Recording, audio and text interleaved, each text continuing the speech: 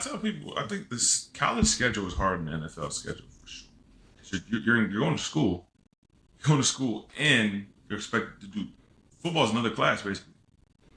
Um, I think I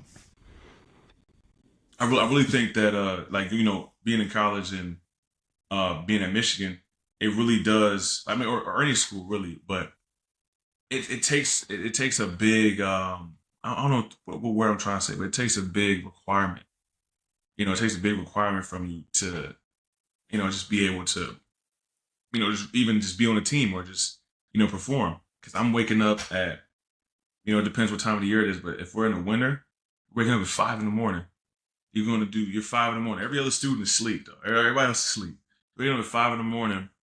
Michigan, it's cold, so we walk into the snow 5 in the morning down to the facility with our coats on, getting changed, go lift, workout, mat drills, whistles blowing in our ears at 6 in the morning, and after that you're showering, eating breakfast. You got about 30 minutes to do that, 30, 45 minutes to do that. Shower, eat breakfast, hurry up and get to class, and now you're in class for the rest of the day, and you're in class maybe till I don't know 2 o'clock. I ain't got study hall, and you're constantly doing something. A lot is required of you, and I don't think you can do like I said. I don't think you can do those things without having a plan. Having a plan or anything that works for you. Because man, I've seen it. I've seen people not have a plan and how it ended up. I've seen it not work for some people. But college, man, it requires a lot out of you, and that schedule that you get on is it's intense.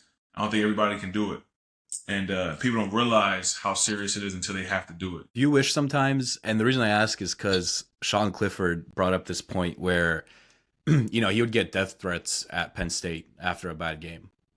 And I feel like the relationship between, the college teams and college players and the fans is a little more intimate because it's college. And sometimes like you're walking to class and somebody can say something to you, especially if you have like a bad game. It's like, dude, Caesar, like, why were you, trash this past game? And that's like probably a nice way of of framing what they would actually say. But just did you ever want? Do you ever feel like people didn't appreciate the amount of effort and the amount of hard work it takes to prepare for a game? I mean, you just laid out how difficult it is, and then people not knowing that, and maybe you have an off game, and people are now screaming at you and saying that you suck and that you're the worst. Like, did that ever get to you? And did you ever wish that you could just like scream from the mountaintop, like you guys have no idea what it's like? Yeah, I at first, when you're in college, you get so when you're performing well, you get so used to being praised, right? Then something happens, something bad happens one time, and then now all of a sudden people are talking to you crazy or go on social media. People are saying how bad this guy sucks, and you see that, and like it'll affect you as a kid, right? As a young kid, 18, 19 years old, and that doesn't stop when you get to the NFL either.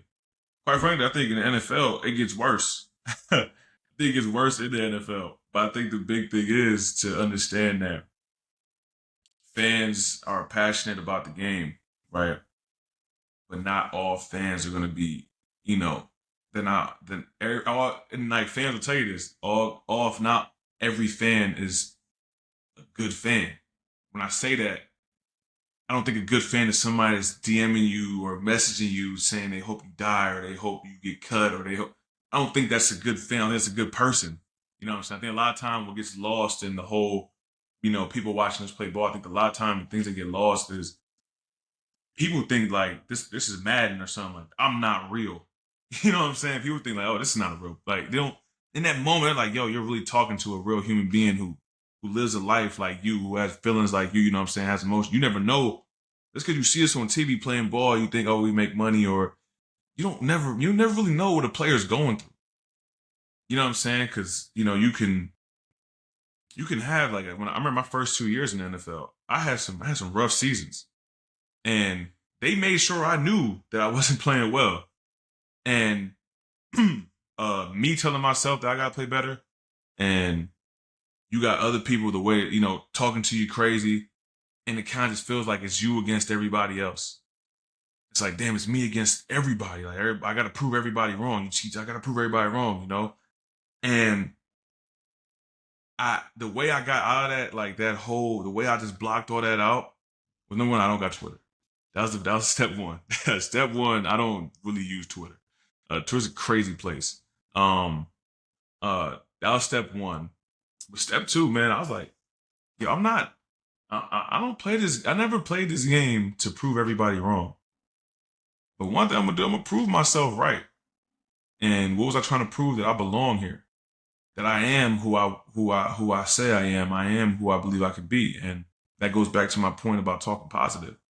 Once I just start to devalue negative opinions, once I start to devalue negativity and really just devalue what, what somebody else is saying to me behind the phone, a lot of things have become clearer to you, because I live like I'm another guy like this. I live like whatever this person is saying about me, whatever negative things people are saying about me, it's none of my business. It's really not my business. I don't care to see it. It doesn't really hold any value to me. At one point it did affect me, but then at the end of the day, I'm the one that has to live this life. I'm the one that has to prove myself right. I'm the one who has to perform. And negativity doesn't really help that. So yeah, I learned to block that out. It's a part of the reason why I started, like in the beginning, how it all came full circle to this conversation, how just speaking positivity and removing that negativity from your life, because it can get harsh. Like like I said, 99% of fans are, die hard. They love you. They love this team and they want to see this team win, right? And they want the best for every player.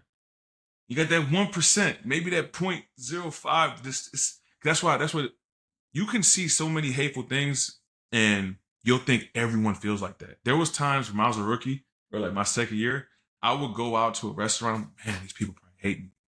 But they just embrace you the whole time. It's like, oh, wait, so you don't hate me.